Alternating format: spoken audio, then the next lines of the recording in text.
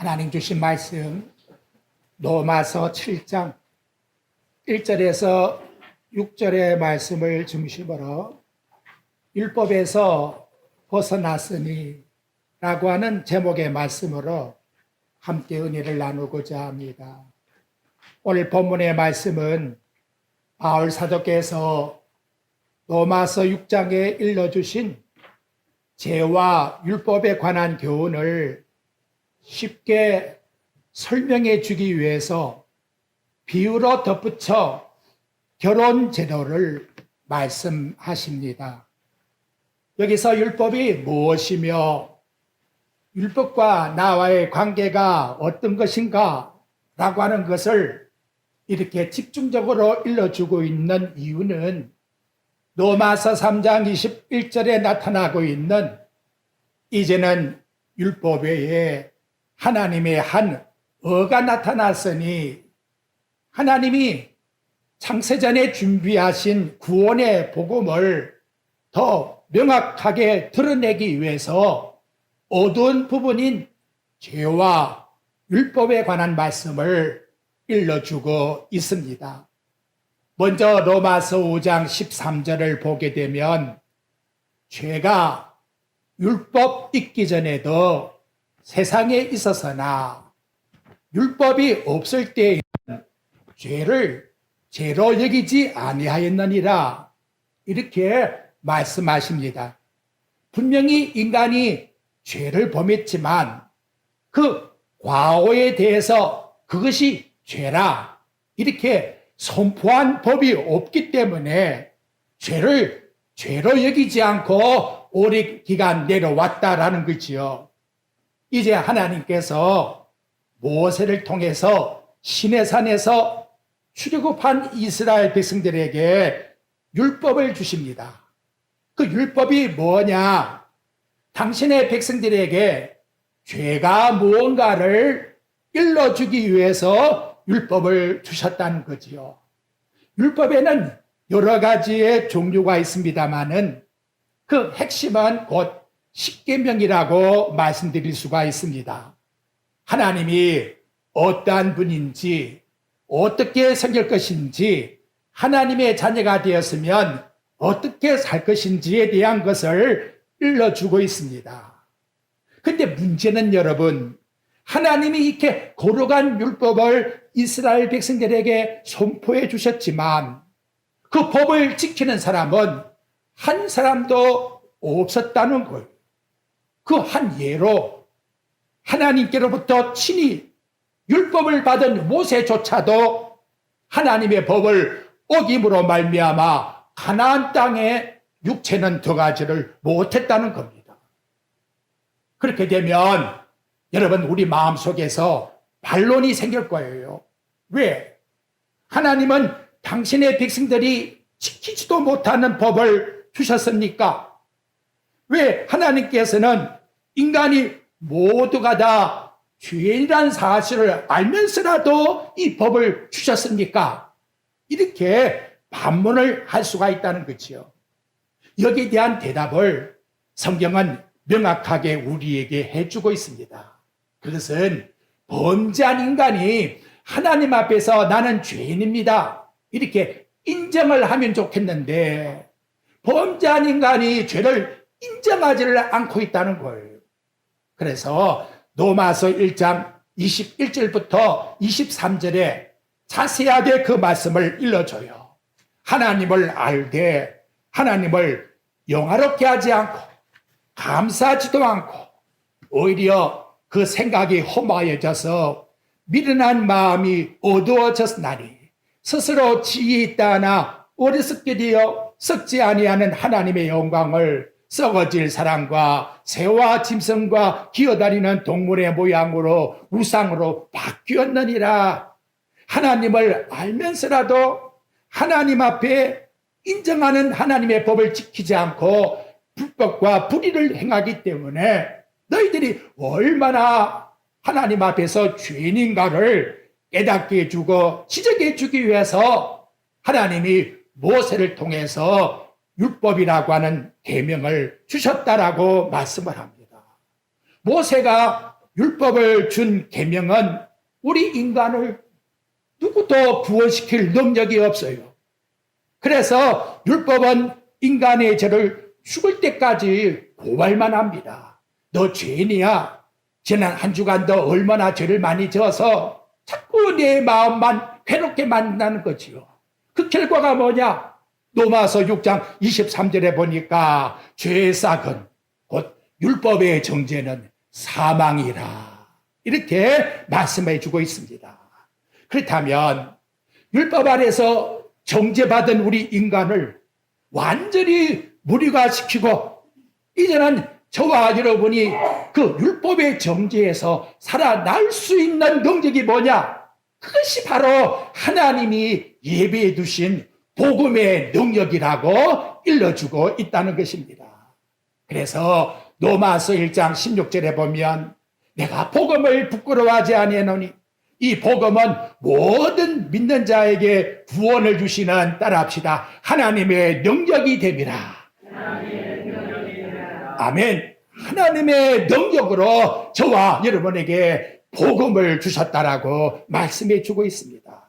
결국 하나님의 아들이신 그리스도가 이 땅에 오셔서 율법의 정죄 아래에 있는 저와 여러분, 죄와 사망으로 죽어야 될 우리에게 당신이 육체를 가지고 인간의 사망 속에 뛰어들어와서 죽으셨다는 거예요. 우리 대신해서 인간이 할 수 없기 때문에. 그리고 3일 만에 부활하심으로 말미암아 이제는 우리 죄를 해방시켜 주었다는 거지요. 우리는 할 수 없지만 그분을 믿는 자에게는 바로 어렵다라고 하는 하나님의 놀라운 구원의 능력을 주었으니 이것이 곧 복음이라고 이렇게 말씀하고 있다는 거지요. 얼마나 감사합니까? 여러분, 그 다음 장 로마서 8장 1절을 한번 보십시오. 이 복음의 능력의 결과가 저와 여러분에게 어떻게 와 있는가를 말씀합니다. 그러므로 이제 그리스도 예수 안에 있는 자에게는 결코 정죄함이 없나니 이는 그리스도 예수 안에 있는 생명의 성령의 법이 죄와 사망의 법에서 나를 저와 여러분을 어떻게 했다? 해방시켰다. 믿으십니까 여러분? 아멘. 이것이 바로 복음이라고 저와 여러분들에게 말씀을 통해서 가르쳐주고 있습니다. 그 내용을 또 봅시다. 여러분 8장 3절 한번 보십시오. 율법이 육신으로 말미암아 연약하야 할 수 없는 그것을 율법은 우리에게 할 수가 없어요. 죄만 정죄하기 때문에. 하나님은 하시나니 곧 죄로 말미암아 누구를, 자기 아들을 어떻게 죄 있는 육신의 모양으로 보내어 육신의 죄를 정하사 어디서 십자가에서 정하셨다는 거지요. 그죠? 그래서 4절 봐요. 육신을 따르지 않고 이제는 그 영을 행하는 우리에게 율법의 요구가 어떻게 했다? 이루어지게 하기 위해서 당신이 죽으셨다는 거죠. 할렐루야. 이것이 바로 복음이라고 우리에게 말씀해 주고 있다는 것입니다. 이 시간도 지난 한 주간 내가 율법을 지키지 못했으니 그 고통과 아픔 속에서 어떻게 하면 내가 율법을 지킬까? 결국은 죽는 거예요. 지킬 수 없는 거예요. 그래서 예수님이 오셨다는 거예요. 그래서 예수님을 믿으라는 거예요. 이것을 우리에게 일러주고 있는 것입니다. 그래서 첫째, 우리에게 말씀하는 것은 한번 따라해 봅시다. 성도는 율법에서 자유함을 받은 자다. 이걸 믿으셔야 돼요. 나는 율법의 정죄에 지옥 갈 자가 아니라 율법의 정죄에서 해방된 사람이다. 그걸 성경 말씀이 일러주고 있는 겁니다. 자, 오늘 본문 말씀 7장, 로마서 7장 4절의 말씀의 내용을 현대어 성경으로 여러분들에게 쉽게 읽어드리겠습니다. 지난날에는 유대계의 율법이 여러분의 남편이요 주인이었습니다. 그렇죠? 율법이 우리의 첫 남편이고 주인이었어요. 그러나 여러분은 그리스도와 함께 십자가 위에서 죽었으므로 예수님과 함께 죽었기 때문에 여러분은 이 율법과 한 결혼은 이제는 무효가 되었다는 거예요. 무효가 되었습니다. 이제 율법은 더 이상 여러분을 지배할 수가 없습니다. 그리고 그리스도께서 다시 살아난 것처럼 여러분도 새로운 인간으로 다시 태어났습니다.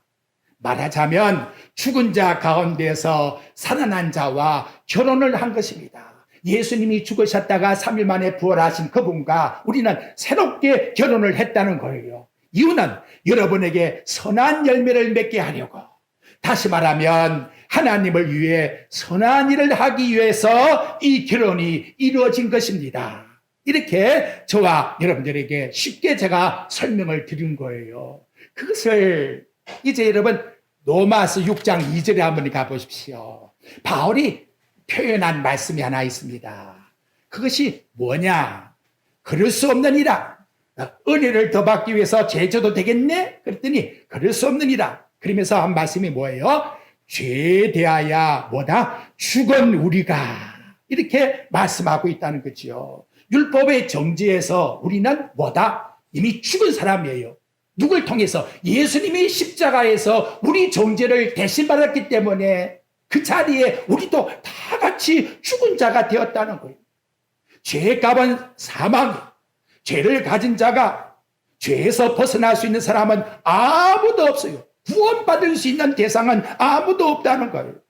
하지만 하나님께서 예수 그리스도를 이 세상에 보내셔서 십자가에서 대신해서 율법의 모든 요구를 다 이루어드리고 마귀가 정죄하는 것을 막기 위하여 당신이 대신 속죄물이 되어서 우리 위하여 죽으셨기 때문에 이제 우리는 율법 아래 있는 자가 아니라 예수를 믿어 구원받은 자가 되었으니 율법 아래 있는 형벌에서 저와 여러분은 어떠한 자다? 자유함을 얻은 자다. 해방된 자다. 이것이 바로 오늘 저와 여러분에게 일러주는 성경의 말씀의 내용입니다. 그러므로 정죄하는 율법이 예수 그리스도를 믿는 성도에게는 어떤 심판도 줄 수가 없다는 것이지요. 저와 여러분 율법에서 완전히 자유함을 받고 해방되었다. 그래서 우리가 죽었다고 하는 말은 율법이 필요 없다. 그런 말이 절대로 아니에요. 율법이 주는 그 정죄의 기능에서부터 저와 여러분은 벗어난 자가 되었다. 왜? 예수님 안에 있기 때문에 율법과는 상관이 없다라고 우리에게 말씀해 주고 있다는 것입니다. 자, 여러분 그 이유가 뭐냐? 그래서 7장 4절 말씀해 보니까 목적이 있어요. 그렇게 한 목적이 그 하반절에 가보게 되면 곧 죽은 자 가운데 살리신 이에게 가서 우리가 이제는 예수님께 시집가서 우리가 하나님을 위해서 뭘? 열매를 맺게 하기 위해서. 하나님의 거룩한 열매를 맺는 생활은 율법 아래서는 절대로 이뤄줄 수가 없어요. 매일같이 정죄를 받고 매 맞고 두드려 맞는데 무슨 소망이 있고 기쁨이 있어서 나 이렇게 살다가 지옥 갈 놈이야. 그런 억압 속에서 무슨 선한 열매를 맺겠습니까? 여기에서 완전히 벗어나 우리에게는 하나님이 주시는 새로운 영적인 열매를 맺게 하기 위해서 저와 여러분을 그리스도를 믿겠다고 말씀합니다. 이를 예수님이 요한복음 15장 5절에서 말씀해요.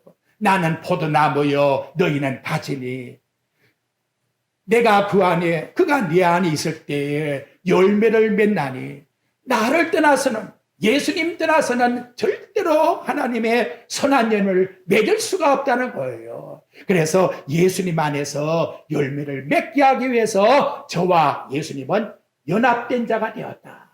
정죄받는 율법과 연합된 자가 아니에요. 우리는 예수님과 연합된 자가 되었다. 이것이 참 이해하기가 어렵고 복잡하니까 바울이 이제 이 로마서 7장에서 비유의 말씀을 드는 거예요. 첫째 남편, 둘째 남편, 그래서 결혼 이야기를 끄잡아낸 거예요. 여러분 보십시오. 이제 여기 7장 1절에 이제는 쉽게 이해가 될 겁니다. 형제들아, 내가 복 아는 자들에게 말하노니 너희는 그 법이 사람이 살 동안만 그를 주관하는 줄 알지 못하느냐. 그러면서 한 말씀이 남편 있는 여인이 그 남편 생전에 법으로 그에게 매인바 되나 만일 그 남편이 죽으면 남편의 법에서 벗어나지 않느냐 그 말이죠. 벗어난다. 그러므로 3절 만일 그 남편 생전에 다른 남자에 가면 음부라고 하지만 남편이 죽으면 그 법에서 자유롭게 되나니 다른 남자에게 시집 가더라도 아무 관계가 없다. 음녀가 아니다. 이렇게 말씀하고 있다는 거지요. 그것이 무슨 말이냐? 그래서 4절에서 일러준 거예요. 그러므로 형제들아 너희도 그리스도의 몸으로 말미암아 율법에 대해서는 죽임을 당하였나니. 이제는 율법하고는 뭐예요? 이혼해버렸다. 다 끝나버렸다. 아무 관계가 없다. 무료가 되었다. 그러면 우리는 누구와 사느냐? 죽었다가 다시 살아나신 그리스도와 함께 사는 것이다. 이유가 뭐냐? 우리에게 하나님이 주시는 선한 열매를 맺게 하기 위해서 나와 여러분을 불러내었다. 이렇게 말씀하고 있다는 것이지요. 여러분, 율법 아래서는 절대로 우리의 몸이 자유로울 수가 없습니다. 한 주간도 여러분이 율법 아래 있었다 하면 내 인간의 참혹함, 아픔, 탄식, 고통, 쓰라림, 난 이렇게 살다가 괴로움만 자꾸만 주는 것이. 그래서 수고하고 묵은 자의 즉 힘든 삶을 이생을 살아갈 수밖에 없는 것은 율법 아래서 해방을 받을 수가 없었으니 그는 고통 속에 있게 되었다는 것이지요. 이제는 새 남편 대신 예수님께 시집을 와서요. 그 율법 속에 미어있는 개념은 완전히 죽어버렸다는 거지요. 우리가 율법을 지켜서 그런 것도 아니고 우리가 선해서 그런 것도 아니에요. 바로 예수 그리스도께서 우리 대신하여 십자가의 죽으심으로 말미암아 저와 여러분에게는 하나님의 의의 열매를 맺을 수 있는 능력을 우리에게 부여해 주었다고 이와 같이 말씀해 주고 있는 것입니다. 그것을 여러분 이제 고린도후서 3장 6절에 한번 가보십시오.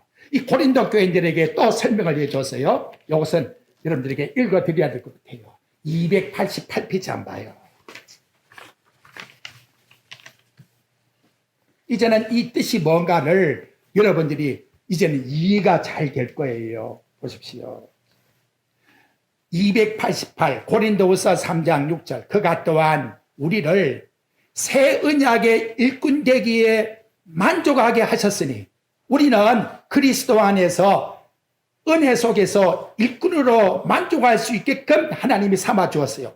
그래서 율법의 조문에 하지 않고 율법에 매여서 우리는 그 속에서 고통당하며 죄의식을 느끼며 살아가는 그 모습이 아니고 오직 영으로 성령을 통해서 함으로써 율법의 조문은 죽이는 것이요 영은 살리는 것이라고 말씀해 주고 있어요. 7절 돌에 써서 새긴 죽지 않은 율법의 조문 직분도 영광이 있어 이스라엘 자손들은 모세 얼굴에 없어질 영광 때문에 그 얼굴을 주목하지 못했거든. 하물며 영의 직분은 더욱 영광이 있지 아니하겠느냐. 우리의 신분이 얼마나 영광스러운가를 기억하라고 일러주고 있다는 것이지요. 여러분 이 세상에 아무리 죄수가 많은 죄를 범했다 그래도 죄수가 딱 죽게 되면 그때부터는 죄수에 대한 형벌은 완전히 정지되는 거예요.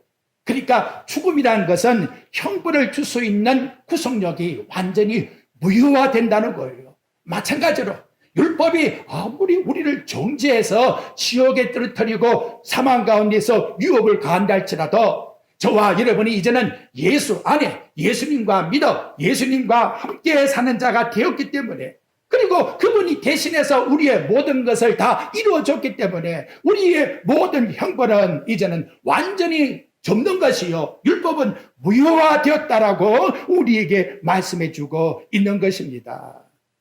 이제는 저와 여러분들에게 율법의 의무 속에 살아가는 그런 삶의 생활이 아니고 율법과는 이별이 되었고 죄의 사망과는 이별이 되었고 예수님을 모시고 예수님을 위해서 선한 일을 하는 하나님 앞에서의 선한 이끌로 나와 여러분을 삼아주셨다 하는 것을 오늘 우리에게 이 본문의 말씀은 일러주고 있는 것입니다. 이거를 바울이 갈라디아 5장 1절에서 말씀해요. 그리스도께서 우리를 자유롭게 하려고 자유를 주셨으니 정말로 자유가 뭐냐? 그 자유를 정말 맛보게 하기 위해서 우리에게 주었기 때문에 굳건하게 서서 다시는 종의 멍에를 매지 말라. 이렇게 우리에게 요구해 주고 있습니다. 제가 이렇게 말씀드리면 목사님, 그러면 율법이 필요 없다는 거예요. 그럼 율법을 안 지켜도 되는 거예요. 마음속에 그런 마음을 막 가지려고 해요. 이 마귀의 미혹이지요. 그래서 생긴 게 뭐냐? 율법 무용론자. 율법은 이제는 아무것도 아니야. 그리고 율법 폐기론자가 생겼다는 거예요. 이것을 바울이 우리에게 다시금 일러주기 위해서 이제 오늘 본문 7장 4절에서 우리에게 말씀으로 6절까지 읽어주고 있습니다. 여러분 4절에서 6절 말씀을 제가 여러분들에게 또 현대 성경으로 읽어드려 보겠습니다. 그러나 이제는 우리가 을미었던 율법에 대해서 죽고 거기서 해방되었습니다. 그러므로 우리는 율법에 의한 낡은 방법이 아니라 성령님의 새로운 방법으로 하나님을 섬기게 되었습니다. 성도가 섬기는 새로운 남편은 예수 그리스도이십니다. 새로운 남편이신 그리스도는 우리를 정죄하여 지옥으로 몰아가는 분이 아닙니다. 즉 율법에서 해방되어 은혜 속에서 살아가게 하는 생활입니다. 분명한 것은 하나님을 위해서 의의 열매, 선한 열매를 맺는 것은 절대로 율법의 주황 속에서 이루어지는 것이 아니라 하나님의 성령의 능력 속에서 성령을 통해서 맺어진다는 것을 이 한 시간도 우리 마음속에 하나씩 정리하셔야 합니다. 그래서 바울이 로마서 8장 9절에서 말씀해요. 만일 너희 속에 하나님 영이 거하시면 너희가 육신에 있지 아니하니 영에 있나니 누구든지 그리스도의 영이 없으면 그리스도의 사람이 아니라. 로마서 8장 14절에는 무릇 하나님의 영으로 인도함을 받는 사람이 곧 하나님의 아들이라. 우리는 율법의 인도를 받는 것이 아니에요. 율법의 인도는 결국 정죄여 지옥으로 끌고 가는 거예요. 거기서 벗어나서 저와 여러분은 예수님과 함께 성령이 우리를 이끄시고 인도에 나가시는 거예요. 그래서 우리 성도의 열매가 뭐냐? 갈라디아서 5장 23절과 22절과 23절에 보면 9가지 열매가 나와요. 사랑과 실학과 화평과 오래 참음과 자비와 양성과 충성과 온유와 절제니 이것을 금지할 법이 없노라. 성도의 모든 삶의 생활은 성령을 통해서 맺어지는 열매라고 저와 여러분들에게 말씀해 주고 있는 것입니다. 율법 아래에서는 눈치 보는 거예요. 억지로 하는 거예요. 그런데 성령 안에서의 삶은 눈치 보는 게 아니에요. 자발적인 만족스러워요. 얼마나 그리스도 안에 사는 것이 좋은지 내 목숨도 아까워하지 않겠다. 자신의 목숨까지 내어놓고 순종하는 거예요. 예수님 때에 유대인들이 하라 248가지 하지 말라 365가지를 그들은 지키려고 애를 써서요. 근데 예수님이 와서 그들의 지키는 율법을 보면서 뭐라고 했느냐? 이 외식하는 사람들아, 화 있을진저. 예수님이 책망했지요. 그 이유가 뭐냐 이 말. 너 율법의 조문은 지키려고 하면서 진짜 율법의 정신이 뭔지, 율법의 그 근본적 정신을 왜 지키지 않느냐?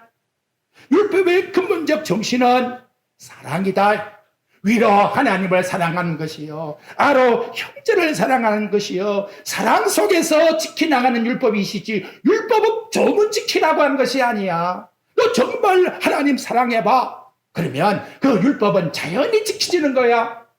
그래서 바울이 로마서 13장 9절과 10절에서 또 이 말씀을 일러주고 있습니다. 간음하지 말라, 살인하지 말라, 도둑질하지 말라, 탐내지 말라. 그 외에도 다른 여러 가지 계명이 다 있을지라도 네 이웃을 네 자신같이 사랑하라 하는 말씀 속에 다 들어있느니라. 정말 내 몸같이 이웃만 사랑한다면 미워할 게 뭐 있고 다툴 게 뭐 있고 싸울 게 뭐 있고 전혀 그런 관계가 아니라는 것이죠. 정말 하나님 사랑한다면 1계명, 2계명, 3계명, 4계명 그 계명 율법에 대한 개념 그 머릿속에 10개 모습 내 목숨도 하나님께 바치겠다고 하는데요. 이것이 바로 믿음 속에서 역사하는 믿음이라고 저와 여러분들에게 말씀해 주고 있고, 이 법을 완성하기 위해서 예수님이 오셨다라고 요한복음 15장에서 일러주고 있습니다. 그래서 저와 여러분에게 주신 것은 내 계명은 곧 내가 사랑한 것처럼 너희도 서로 사랑하라. 결국 은혜 속에 살아가는 자의 삶은 뭐냐? 하나님 앞에 사랑으로 한번 따라해 봅시다. 빚진 종이다.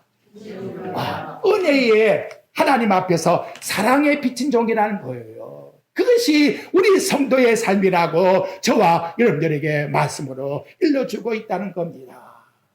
바울은 이래도 깨우치 못한 교인들이 있기 때문에 다시금 바울이 일러줘요. 그래서 그 내용이 오늘 본문 말씀 속에 7장에 나타난 내용에 7절 말씀 속에서 나타나고 있습니다. 그런즉 우리가 무슨 말하리요? 자꾸 율법이라는 개념 속에서 또 거기 빠지려고 하니까 율법이 죄냐? 그럴 수가 없다는 거지요. 율법이 아니면 어떻게 우리 죄를 깨닫게 해주겠느냐? 율법이 탐내지 말라 했으니 우리가 탐하지 않는 것이 아니냐? 그래서 율법은 뭐냐? 저와 여러분을 죄를 깨닫게 해주는 기능으로 끝까지 저와 여러분들에게 이끌어주고 있다는 것을 일러주고 있다는 것이지요. 그러니 율법이라는 것은 우리에게 얼마나 중요한 역할을 하고 있습니까? 아울러 또 한 가지 지적하고 있는 것은 율법이 뭐냐? 너희들 율법을 깨달아봐. 율법을 알면 알수록 내가 생각지도 않는 죄가 자꾸 나온다. 그것이 여러분 8절 말씀입니다. 보십시오. 우리 인간이 무능해서 알지 못했던 것이 율법을 아니까 자꾸 깨달아져요. 그러니까 나는 뭐예요? 율법 속에서 죄인이 더 되는 거지요. 그러나 죄가 기회를 타서 계명으로 말미암아 내 속에서 온갖 탐심으로 이루었나니 이는 율법이 없으면 죄가 죽은 것이니라. 그런데 9절 봐요. 전에 율법을 깨닫지 못할 때에는 내가 살았더니 계명의 이름에 그 계명을 깨닫고 보니까 누가 살아나? 내 속에 죄가 살아나서 내가 어떻게 자꾸 죽는 거요. 여기서 여러분 어떻게 살아남겠습니까? 너에 빠진 자가 살아남겠다고 아우성체도 자꾸 빠지는 모습처럼 율법 속에서는 견뎌낼 수가 없다는 걸 우리들에게 일러주고 있다는 것이지요. 아울러서 이제는 이와 같은 생활 속에서 율법의 기능이 우리에게 자꾸 정죄를 주고 또 죄를 깨닫게 해준다 같으면 여러분에게 해답을 드려야 되겠지요. 그럼 목사님, 어떻게 살아가란 말입니까? 라고 저와 여러분들에게 말씀으로 일러주는 것은 첫째로 율법에 대한 태도를 바꾸라고 우리에게 말씀해 주고 있습니다. 율법에 대해서 우리는 죽은 자고 예수님 안에서 믿음으로 산 자라면 이제는 율법을 대할 때에 나를 정죄한다 할지라도 어떻게 생각하라? 아이고 나는 율법 속에서 지옥 가는구나. 그렇게 생각지 말고 율법이 때리면 때릴수록 하나님 감사합니다. 왜 감사하냐? 나로 하여금 뭘 깨닫게 해준다? 죄를 깨닫게 해주니 너무나 감사합니다. 하나님 나 죄인입니다. 율법을 통해서 또 얻어맞는 거예요. 하나님 감사합니다. 내가 몰랐던지도 또 알게 되네요. 우리 하나님 감사합니다. 그러나 내가 예수 안에 들어와 있으니 하나님 이 율법의 사망에서 벗어나게 주었으니 얼마나 감사합니까? 목사님 그러면 그것으로 끝난 겁니까? 그래서 사도 요한이 둘째로 우리에게 일러주고 있는 거예요. 요한일서 1장 8절과 9절에 보게 되면 만일 우리가 죄가 없다 그러면 스스로 속이고 거짓말하는 사람이라고 말하고 마음에 진리가 없다고 합니다. 그렇다면 어떻게 할 거냐? 우리가 우리 죄를 자백하면 미쁘시고 어르신 그분이 우리 죄를 용서해 주신다는 것이지요. 여러분 생각해 보십시오. 율법 좋아요. 그런데 율법의 계명 속에 용서가 있습니까? 여러분 한번 말해 보십시오. 613가지의 조문 속에 용서해 주겠다고 하는 율법의 조항이 있나 이 말이에요. 없어요. 없어요. 내가 비록 죄인이라 할지라도 뒤에 나와요. 뒤에 나오지요. 7장 24절에 오라 나는 공고한 사람이로다. 누가 나를 이 사망의 몸에서 벗어나게 하랴. 바울도 이걸 다 알고 있어요. 이 고통과 아픔을 육체 속에 들어오는 아픔, 약함을 알고 있다 이 말이에요. 하지만 그 속에 죽는 게 아니죠. 25절 나오잖아요. 우리 주 예수 그리스도를 말미암아 나는 하나님께 감사한다. 내 마음 하나님 법을, 육신으로는 죄 법을 섬기노라. 이 속에서 살아갈 수밖에 없는 구조의 상태가 우리 인간을 지은 하나님 우리에게 주신 모습이라는 거지요. 그러므로 저와 여러분, 용서라는 것은 복음 속에 있는 것이지 율법 속에 있는 것이 아니에요. 얼마나 저와 여러분 감사한 말씀을 우리에게 주고 계신가라는 거지요. 이걸 우리 하나님 앞에 저와 여러분은 어떻게 감사하면서 살아가셔야 되는 거예요. 그래서 갈라디아 교회에 바울이 말씀해요. 갈라디아서 5장 6절에 보면 그리스도 예수 안에서는 할례 무할례 세례 받았다 안 받았다 이게 문제가 아니라는 거예요. 거기서 효과가 나오는 것이 전혀 아니라 뭐냐? 사랑으로 역사하는 믿음 속에서 산다라고 우리에게 말씀해 주고 있다는 것이지요. 저와 여러분의 삶은 율법을 지켜 살아간다 하면 죽음밖에 없어요. 지옥밖에 없어요. 그는 이미 이제는 옛 남편이에요. 다 죽었어요. 우리는 예수 그리스도 안에서 그리스도를 내 남편으로 모시고 새롭게 사는 거예요. 오늘 말씀하고 있는 로마서 7장이 바로 그 말씀을 우리들에게 가르쳐주고 있는 것입니다. 그래서 이제 마지막 결론으로 바울이 로마 성도들에게 일러주는 말씀 마지막 하나 보고 마치겠습니다. 로마서 14장 한번 가봐요. 8절 말씀 우리 같이 한번 읽어봅시다. 8절 9절 이제 믿음의 삶이 뭔가를 거기서 결론적으로 로마 교인들에게 일러주는데 저와 여러분들에게도 우리가라는 단어 속에 포함되었다는 것을 생각하셔야 합니다. 같이 읽어봅시다. 우리가 살아도 주를 위하여 살고 죽어도 주를 위하여 죽나니 그러므로 사나 죽으나 우리가 주의 것이로다.